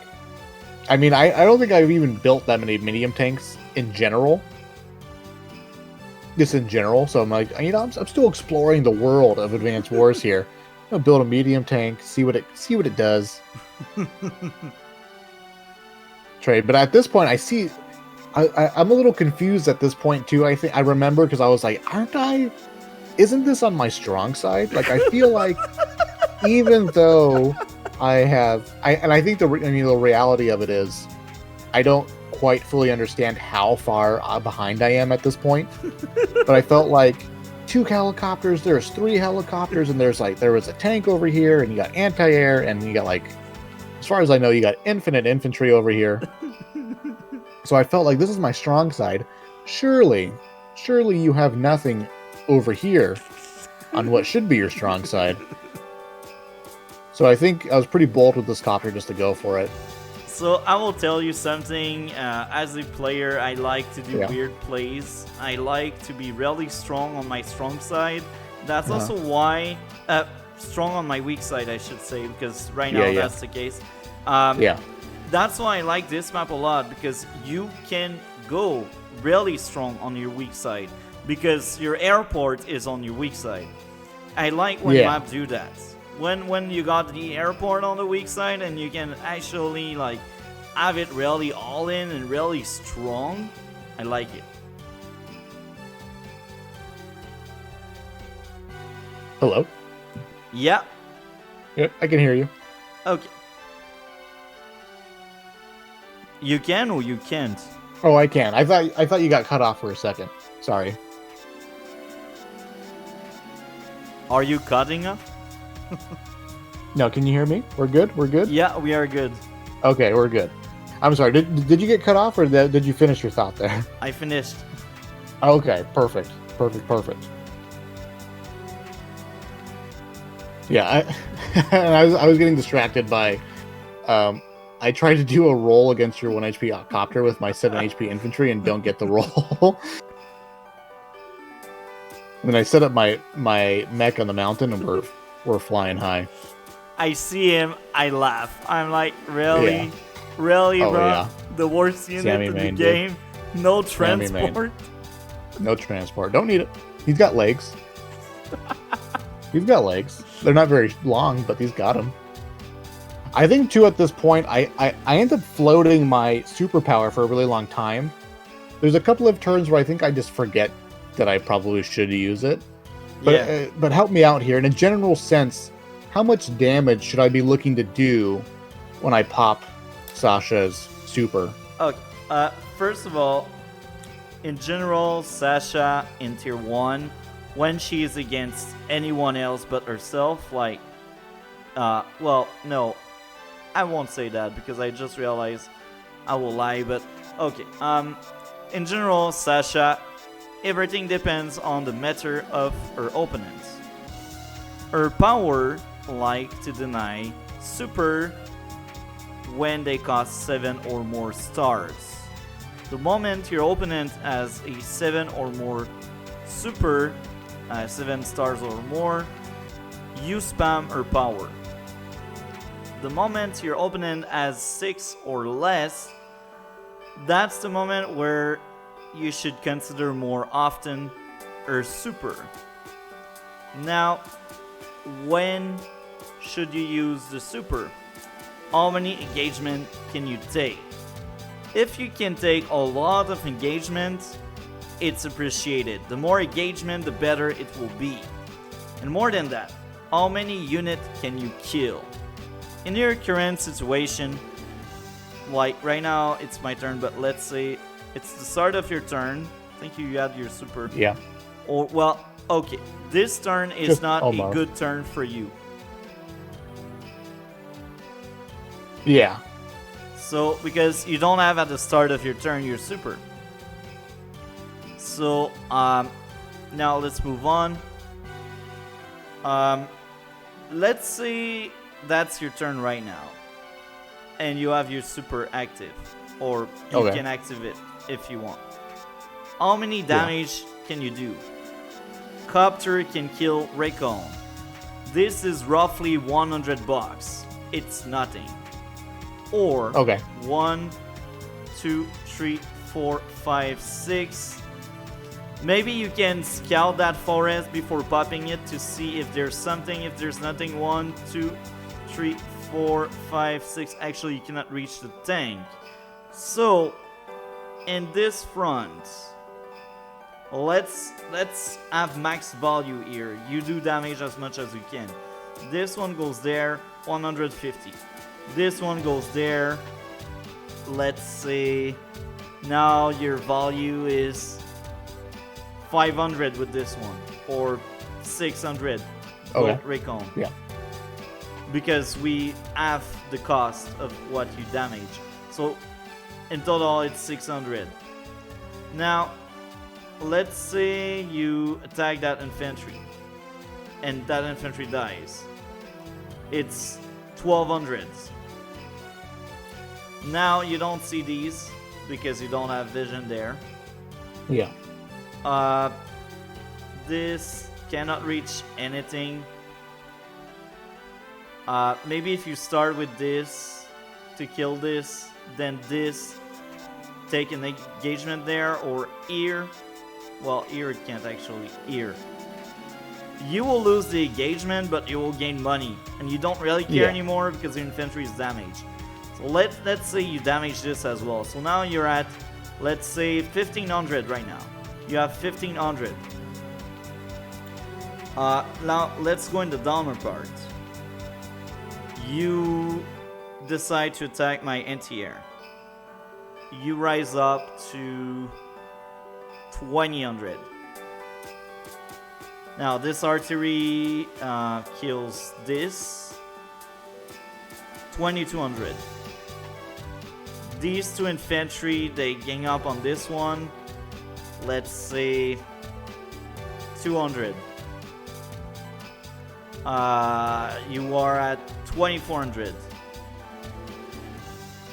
It's not enough. 2400 is really bad. The best way to picture it is if you get around 10k, you're happy. Around 10k or more, you are happy. Yeah. Because so enough money to buy a tank or a battle copter, something that you maybe wouldn't be able to afford before, perhaps, or or a bomber, something out extra, or something better. Yeah. With Sasha, you always finish your turn by buying stuff. That's the last thing you do as Sasha. Okay, makes sense. Yeah. So when you get like 10k or more, it's good value. Because here's the thing: if you get 10k on your turn, this means you took away 20k from your opponent. Oh, yeah. And you got a 10k in the bank, a 10k extra you didn't add before. So in total, it's a 30k value. And you got a 6 stars super. Oh, I see. I really like looking at it in terms of that. It's sort of like how Hawk might look at his CO power. Like Hawk doesn't care. He just pushed the button. Yeah. But he gains health and they lose health. Yeah. So so it's like the net difference is 4 HP. Yeah. So I like the idea of looking at you deal damage, but you also gain money. So like the net difference is like the difference is doubled, right? Yeah. Essentially. Yeah. I like looking at that. That makes sense to me. Does here's my question, because I don't know if I do 1 point of damage to a medium tank and then 1 point of damage to an infantry, does that reward the same amount of funds, or is it based off of the unit's value that I attack? It's based off on the unit's value. Okay. That's why this anti-air is only 4k if you kill it. Okay, I see. So ultimately, each unit is half of its total price if I were to kill it. Yeah. Okay. Good to know. So, so if you have the option to avoid shooting infantry, shoot the big stuff. Yeah, exactly. But sometimes you good don't. To know. And if you can, well, do. And if you lose units in the process, if there are weaker units like this infantry, you don't really care, because what you want is as much money as you can. So even if you lose a bit of value, you will earn more value. Yeah. Technically the unit value gained potentially is doubled for every attack that I do. Yeah. Even if it's losing. Okay, got it. Makes sense. And as I said, in order to use the super with Sasha, it needs to be a CO with 6 stars or less. Because the moment it's a 7 stars, you don't want your opponent to use their super, so you just use your power, because any 7-star super is better than Sasha super. Yeah. Sasha yeah, I mean, Sasha's basic power is really interesting. Sasha has one of the weakest super in the game, but that doesn't mean you cannot use it. It's the same thing with, let's say, Double Time with Sammy. People only think about Victory March when they think about Sammy. Yeah. So, like, the moment you see Double Time, you're like, oh, wow. Like, one time I was against Vombold in recent stream, like, 2 weeks ago. I was streaming with one of my friends. That was Vombold versus Sasha. I let him use Ziggs Machina, I didn't care. But I used Warbond and I got, like, 3 bombers for 3 turns. Very cool, very cool. Okay, I think this is your turn now, right? Yeah. And this is the moment where I realize medium tanks can't fight copters. Which is just good to know. Now, at the very least, it's parked in a city, so it heals up. But I think from here on out, it's just like a hot mess for me. And I think part of it is, at this point, I should back up in the bottom, right? Like, I should just back up and reestablish myself. Yeah. But, like, in a general sense, though, like, what do you think a good play is if you are playing from behind here? Like, regroup. In the bottom in particular. Yeah, regroup. Regroup, do a dead ball somewhere, and push toward your opponent HQ. And hope for the best. Yeah. But at that point, when you're on that state, usually I resign. Yeah. To be honest, I resign. I was surprised the game kept going, because at that point I knew I won. Well, I mean, if this was a standard game, I would have resigned immediately. But, like, in the fog of war, I was like, I didn't really know how far I knew I was behind, but I didn't know how far behind.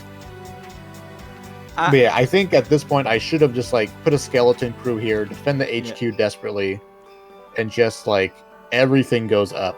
So, I will give you another good tricks I have to do unit count. Okay. Look, what do you see? 1, 2, 3, 4, 5, 6, 7. So that's the bare minimum. There are 7 of them you can see. How much can you see on the map? Well, more than half of the map is hidden from you. Yeah. So from the get-go, you know you have an intel issue because you don't know what's going on. Yeah. Now, you see a lot of copters. Usually when people have copters, they don't really like to base skip, but it's in general. Some people are like, airport can replace space, but others do copter for like copter spam. Now, based on what I see, I don't really suffer infantry, so you can expect me to use my airport for copter spam. So, my army is larger than only 7. Now, what you do is, you can guess, okay, there are 4 units there, on top of the 7 the player has. So it's 11 in total. And now let's say I don't see this, but I will pretend it has 4. So it's 18. Now you go there, you will pretend there are 4. It's 22. I say 4 because it's an easy number, and yeah, it can be 3, it can be 5, it doesn't really matter. It's just for the example. Now it's 22. And then you count 23, 24, 25, 26. So you can gauge it's around 26 units. But here's the thing, you don't have visual. You lack the intel. So you can expect much more than 26. 26 is like bare minimum. In fact, I have 38. Yeah. I mean, yeah, you're 38 because you're ahead. You're way far ahead at this point. Yeah. I get to roll on your copter. Yeah, and I think at this point it's just like a desperate fight in the bottom, and there's like a little moment I think where I feel like, oh man, like I pushed them back a little bit, probably still behind, but like I felt like I got some breathing room. This mech, I block this blocks the whole road right here. Yeah, and I don't think. Oh, you can't see the mech. no, I think at some point that mech gets vision. some value. I can see it. It's tree. My tank is 3. I see up to the building. Yeah. And this is a weird. I showed this helicopter to you early, like I killed that recon though, or it did something over here. Yeah. And then I fly it away. That's sort of like thinking or knowing that you're in vision of it, right? So I'm like, yeah, I'm gonna show him that I'm flying the helicopter down here, and then I'm like, I'll fly this copter up here. Yeah, that's good. Okay, good. I was like, that I'll be tricky. That's good. I don't tend to think like that, but that's good. But I guess that only works if your opponent watches the replay. Yeah. Right, because they would have to see the hop. They would get to see the copter fly in what direction, but yeah. Now, but still, no fear at all. When I've seen that, I was laughing hard. I'm like, he traded a 10 HP against a 2 HP. Yeah, that's actually something that I haven't quite just beginning to realize is like thirsting units like that. What you're killing and what you're sacrificing. Yeah. Because ideally you want your healthy infantry to shoot other healthy infantry to get that first strike value.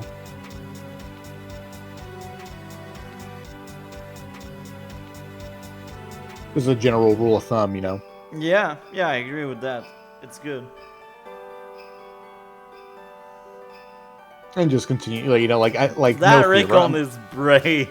Oh, so brave. But I'm also like, I got the helicopter coverage. Everything's gonna be fine. Don't worry about it. The mech's in position. Finally, the mech has gotten there. And now it's your turn again. I use my super because I know I will get good value because I see Recon, I see medium tank, and now I see that artillery there. So I'm like, just because of the medium tank, I will get good value. And value is value against Sasha. So even if it's not the best super ever, I know I'm winning anyway. So let's just put the nail on the coffin, you know?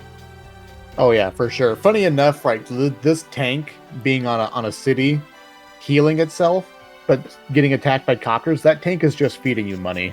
Yeah. Like it's just your own farm. My brave recon dies bravely.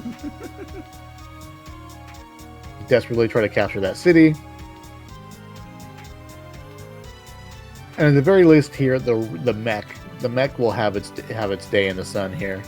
Yeah. But again, just all these little mistakes, very simple mistakes, are just getting fully punished. Medium tank feeds you money. Your T-copter, your heroic T-copter.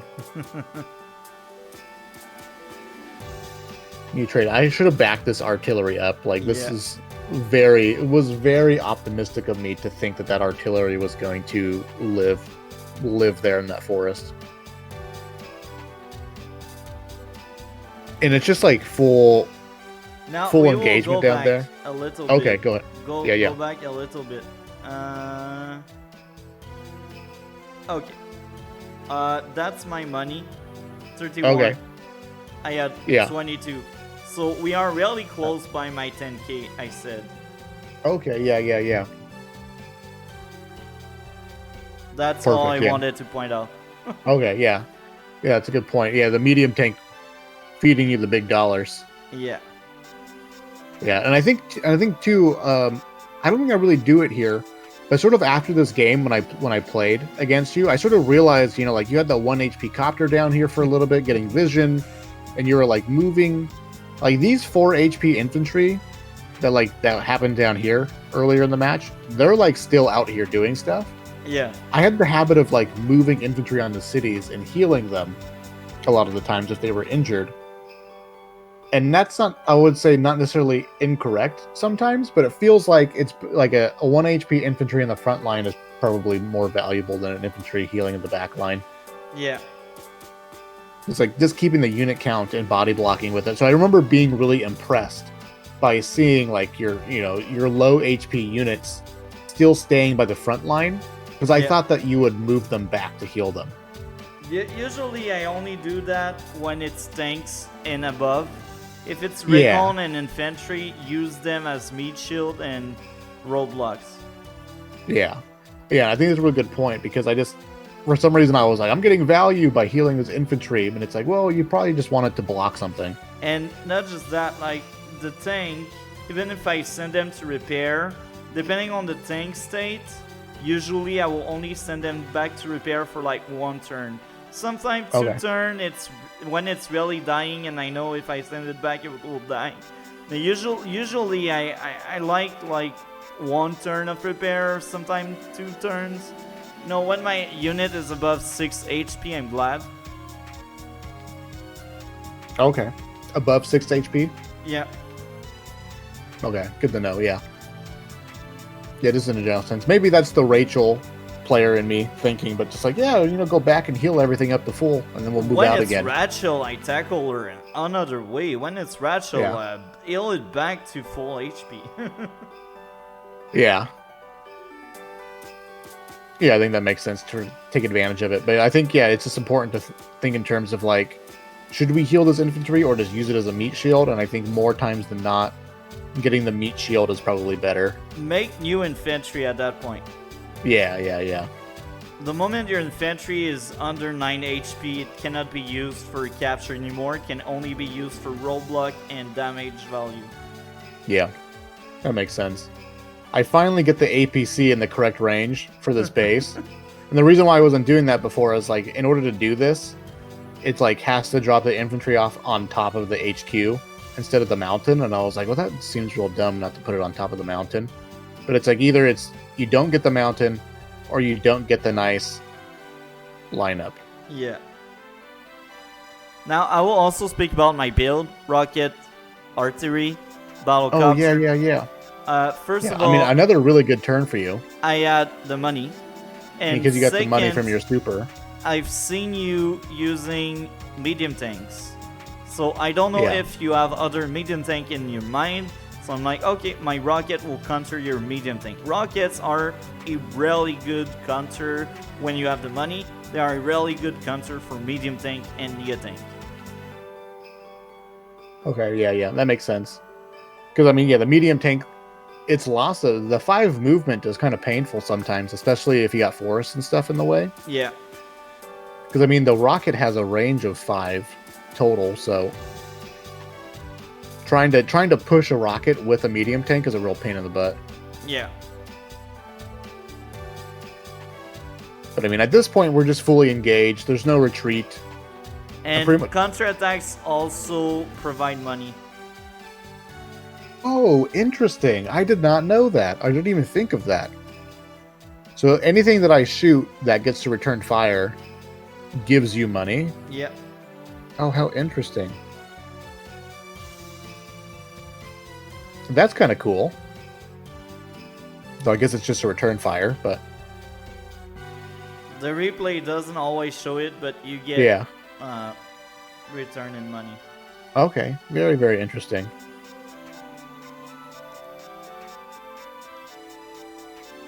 Yeah, at this point, honestly, there's not a whole lot of rhyme or reason for what I'm doing. I think the only thing to notice is just like I'm at this point, like I'm either forgetting to use it or I like don't know when I should use it because I'm just like I'm behind. I don't have any units. It's like trying to use this is just not going to deal any damage.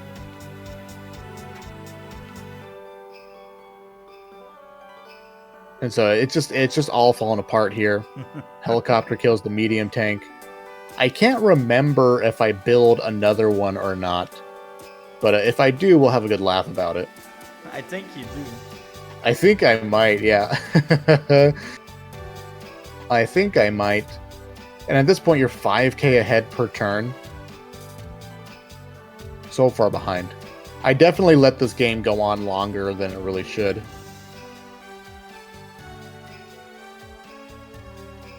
Because I think it's at some point, right? I remember seeing the rockets distinctly. Like the last turn I really remember is the turn where I encounter your rockets for the first time. Right, but I'm anti-air gets another hit off. I'm quite happy about that. But we're just fighting for the sake of fighting now. But I do feel like I'm making a little bit of headway killing these copters off. I'm like, okay. I haven't seen any tanks yet other than this one tank, right? And I felt like maybe I would have seen more. This mech. Look at this mech. He killed the recon. Helped out killing that tank over there. But it took too long. Even if it paid itself back, it took too long. That's the issue with the mech. I mean, I can't remember. What turn did I build the mech on? I don't know. But I mean, it wasn't turn 16. It took at least 6 days before it paid itself back. It took a long time for that mech to reach its final form. And I think he goes into the city and he'll retire there for the rest of the map. He just goes home to his family and lives out a happy life.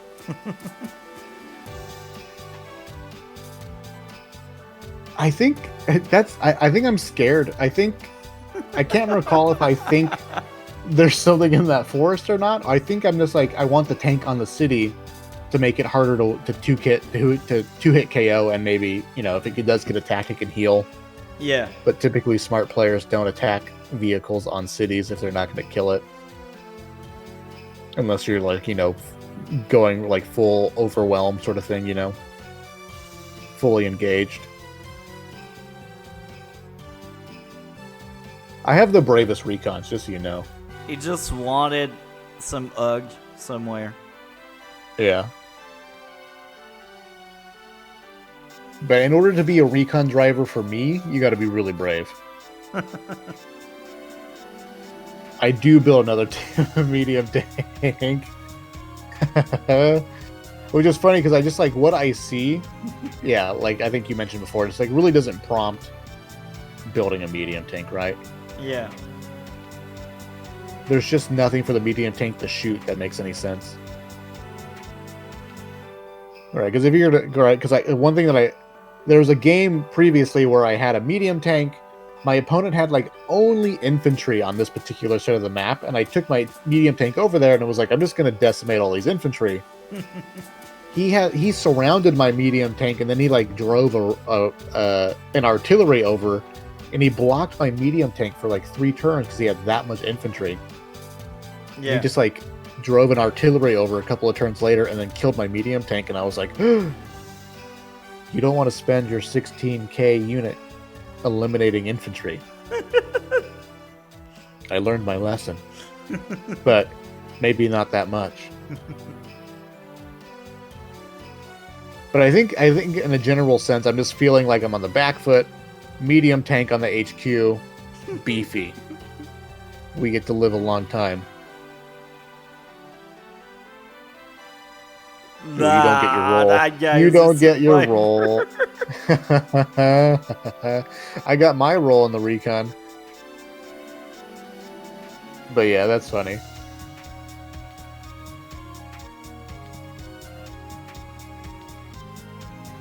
I approached your HQ because I realized you don't resign easily, so... Oh, yeah, no. I mean, yeah, like, my general mentality for a lot of my games up until this point have been just to fight it out to the very bitter end. Just because I like the idea of like I'm trying to learn, I'm trying to like, what can I possibly do to try and stay alive or win or something like that, So I usually drag a lot of my games on longer than they should, just because I'm trying to figure out, is there anything I can possibly do at this point to change my fate at all? It's really hard to do comebacks in Advanced Wars by Web. Yeah, I mean, I think that's sort of a general thing for turn-based games. Comebacks are hard. But there, my mech will rest for the rest of this game, guarding that city bravely. Usually, the only few seals that can actually do comebacks are like Andy and any global damage seal. They are like the only seals that can really come back. Yeah. Yeah, because the thing about the global damage COs is that the more your opponent has, the more valuable your global damage becomes. And more than that, it drains money, and more than that, like at some point, they won't always fix every unit they want. Sometimes they will be forced into choosing what to heal, what to leave the way they are. Yeah. But I will say, down here on the bottom, I feel like I'm stabilizing a little bit. You know, like the unit count on the bottom here is like sort of evened out for me. Though the unit count up here has gotten very, very scary. And I don't realize it for a couple of turns. But I think that the sign that the game is coming to a close is when you build the bomber. Yeah. You build the bomber, which hasn't happened yet. But I think you're going to move the rockets over to like right here. And I remember like it's when I see the rockets, and there's one thing I want to mention when we get to that part with the rockets, because I think I watched one of your previous videos. It's this moment right here, I think, or soon. I watched one of your previous videos where I think you played against Deegis. That's all, but yes. And he set up like a, I can't remember the outcome, like what he hoped to be a trap, where he revealed like a recon at the edge of what he knew he knew what your vision was. Yeah. And he set up a recon right in your vision. Yeah. Hoping that you would go and attack it. Sort of like a trap sort of thing, you know? Now, I will say something. This is a 700 play. When you don't have unit around, don't cap. That unit what if will I get die. it? What if I get it though? No, that unit will die. This is it's a low probability, especially it being 2 turns of your airport, and I've seen like 6 helicopters out of you. Like, there's no way there's not a helicopter next to it, but I just figured we're behind, we're losing. No. Maybe. And even if you end up getting the tower will not change really the outcome if you're losing, because this is just extra firepower. So yes, you'll be better than me on a day-to-day basis, but I'm already winning, so... Yeah, and it's just another unit that I pretty much throw away for no reason. I wouldn't do it now, I swear. I hope so. I swear. I'm glad you showed my rating now before this game, because this game, I'm so embarrassed by this game. I feel like I learned a lot from this game, though. I learned about like the recon depth and like the mirror like of my unit movements. I should assume is happening on your side as well. Seeing how you were using your low HP units to body block and cause problems. Learned a lot playing against you here. That's good. That's the point of it, man. Yeah. For sure. Learned that medium tanks cannot fight helicopters. That's important, I think. That's important. That's you know, I mean, don't tell your friends or family that I said that, but yeah.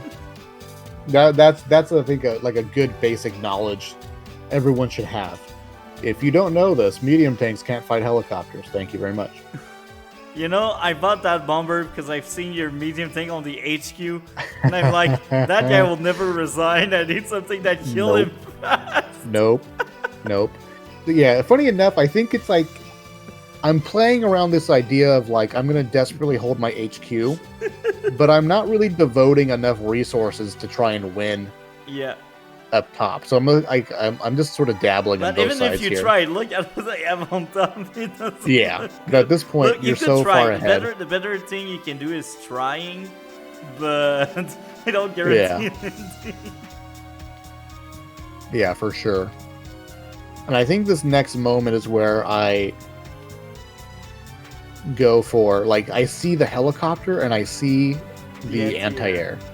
And I'm like, helicopter, double tank onto the anti-air, helicopter violence. This recon can shoot this infantry back here.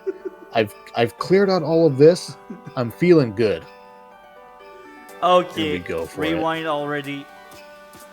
Oh, rewind? Yeah, okay. You have a recon. Send the recon first, and like maybe in the forest, so you can see at least 1 tile further. Yeah. Or if you really want to be aggressive in this area because you think I got nothing, that's kind of dumb because you don't see enough, but that's something you could try. Send your recon. Yeah, you can send your recon 1, 2, 3, 4. Like it can go like into one of my infantry, the only infantry you can see. So you send it first. Yeah. So you scout. You know what I have.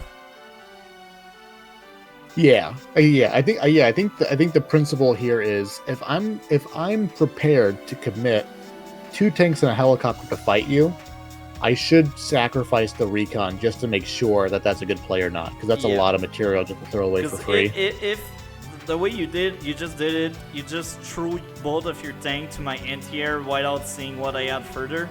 Oh yeah. And that really murdered you the top part of the map. Yeah, I mean, it was already GG, but this is just like I'm helping you out here. But yeah, I think the general rule of thumb is if we're willing to fight with these 3 units, we should probably just throw the recon away. Yeah. To double check whether or not that's a viable play or not. Now that building cap is already much better than the tower cap because you got other unit there. It's not amazing because you're losing that front and you think you can try, but that's already better. Desperation cap. This is a Sammy cap. This is a you need to get me. You need to kill me if you want to stop this cap. But we fully commit. But yeah, this is also this is the moment I was talking about where like I do the recon last, commit everything, then I see the rockets, and I was like, man, I don't know if he did this on purpose or not, but like putting the units just on the edge of my vision totally baited me in. And not just that, rocket, you don't want them on the front line, as I said. That's why I have that many units. That's why I'm making a dead ball there. I want to protect my rocket. Because the moment your rocket is disabled, you're sad. You're really sad. Oh yeah, it's a big expense to get attacked. Yeah, rockets love friends and family.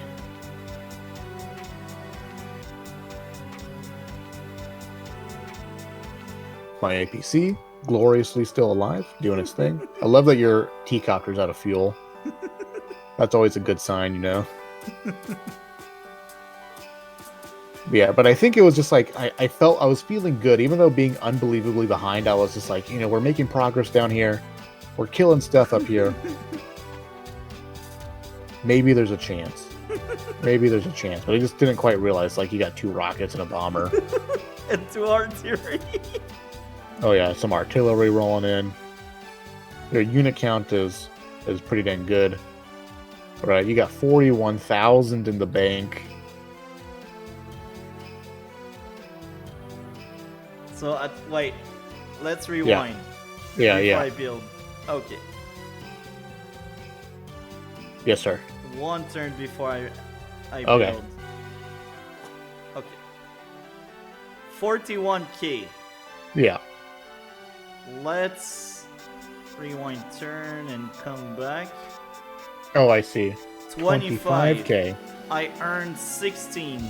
So if you earn 16k with your war bonds, you won the game. Because, I mean, yeah, that's the 32k swing. Yeah. Here's the thing. If you are losing and you get a 16k war bond, you're no more losing. Well, makes sense. Depends on the state, but a 16k war bond can save you a game. Sounds good. But I mean, to be losing and then have a 16k turn like that, probably unlikely. Yeah. Probably hard to find. Look at the juicy tank. I got and the Neo tank as well. I mean, the bomber, the Neo tank, more anti-air. Warbond is bad. Yeah, look at me now. Yeah, you're a big baller here. And I think there's just a couple more turns left in the game here. I'm basically just delaying the inevitable. So I think also, too, I knew I was behind, saw the rockets, like, oh, I'm really behind. But I still don't give up. Never give up. All the attacks. You know what? I don't think I watched the replay. I don't think I remember seeing the bomber there. I don't think I remember seeing the bomber there. I think it's like a turn or two later that I see the bomber, and then I resign. And I still haven't used my super. I mean, at some point you just gotta use it, even if it's not good, right? Yeah.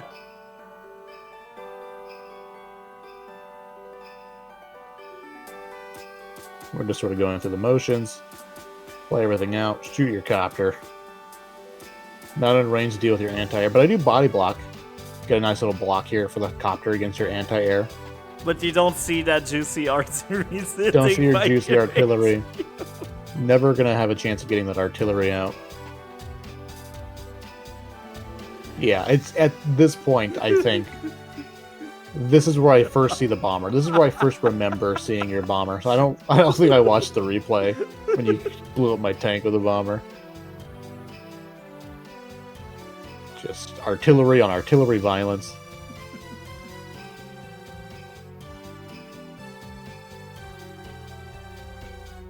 It's all lost. It's all dead. And I think I see your Neo tank at some point as well. You're enjoying reliving this game.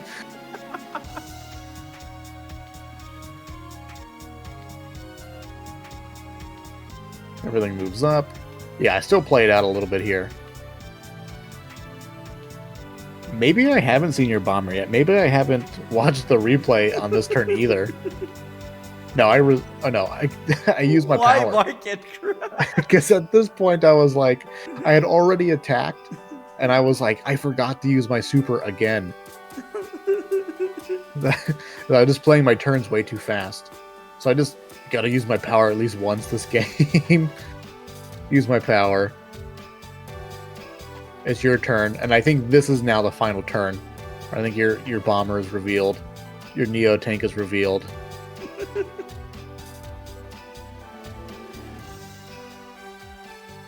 Yeah, there it is. There's the Neo tank. And this is the turn where I resign. I'm gonna end up like 17 units or something like that at the end, or close to it. Maybe 11, I think. It was 11, I think.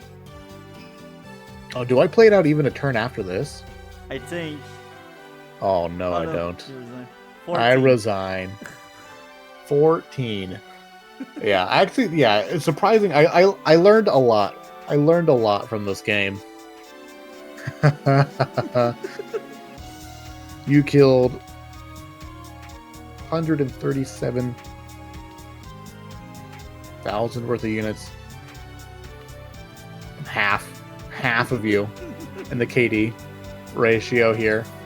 And then funds generated. You're 100k ahead of me, pretty much. That's too brutal. Super. That's two supers. It's brutal. Very, very brutal. But I mean, if I had to summarize like what I learned from this game, it was like understanding like the mirror matchup, like predicting where your unit should be based off of how the map is set up in like the capture phase early game, which got my recon trapped. I really liked your use of like the low HP units to cause problems in the bottom. And then just the basic stuff of just like taking your turn slowly. If it's fog, watch the replays.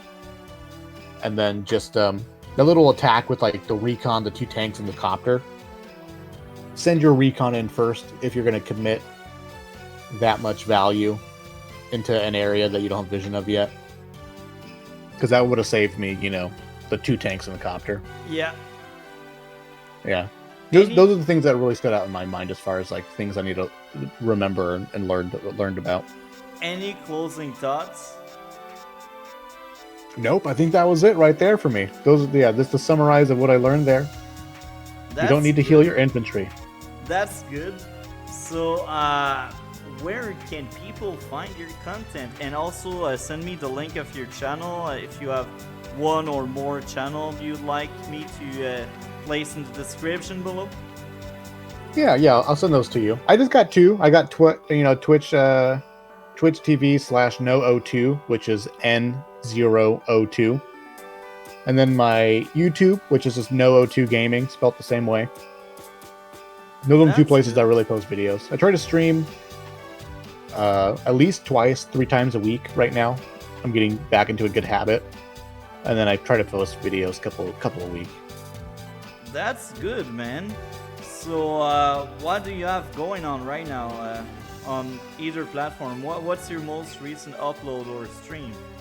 I think my most recent upload was an Advance Wars upload. I talked about the nuances of potentially skipping a city or 2 to get to contested territories faster, and what's the economic difference between city skipping and not.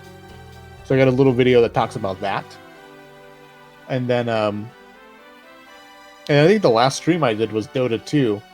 So for the most part, where my content is right now, I want to I'm very much so like a person of passion.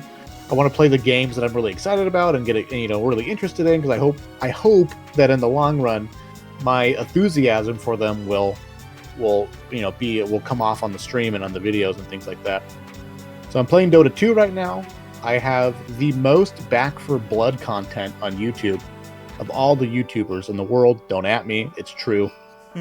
And then I make tutorials for Advance Wars, or I hope to get into making tutorials and guides for Advance Wars. I'm still learning. So Back for Blood, Dota 2, and Advance Wars. Those are my 3 games right now. I'm loving it. I'm like so addicted to Advance Wars. My wife has gotten mad at me for how much I've been playing throughout the day. Because I think like, it's just a turn, right? I take my turn and I walk away and do something else, but I got 25 games going on right now. So sometimes I sit down. I used to have 80. When we had good rotation, I had 80 freaking game, but now the rotation is shit, so I have 40. Yeah, I'm sitting pretty at 25 right now. And sometimes I sit down, I'm like, I'll just take a turn or 2. And then an hour goes by and my wife's mad at me because I'm just playing video games. Wife, they will never understand. She's pretty forgiving. So I hope in the future here, in the next week or 2, I'm going to be trying to be putting out a video for like a Sammy guide, like a basic Sammy guide. Yeah. And then my basic findings of the day 3 recon. Yeah.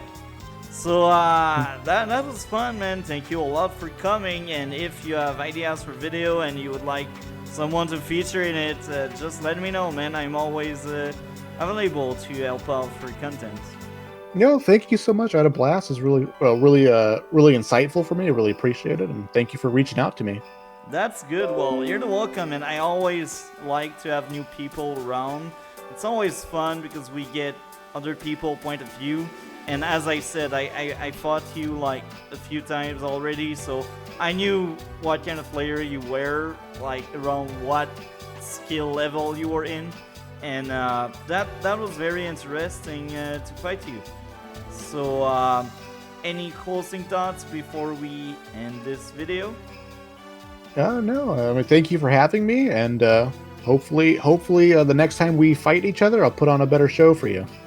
That was already a very interesting show, even if you're not as experienced as me, let's say. It was still a good show because people watch to learn, so they will learn a lot of things. And I was able to put out like 2 video, like 2 segment of the entire video, you know. Oh yeah, if you're a new player and you watch this game, I make all of the mistakes that you're probably making right now in that game. Well, that was it for the video of today. Like, comment, and subscribe, all the good stuff. Don't forget to take a look to NO02 in the description below, and have a great day, everyone.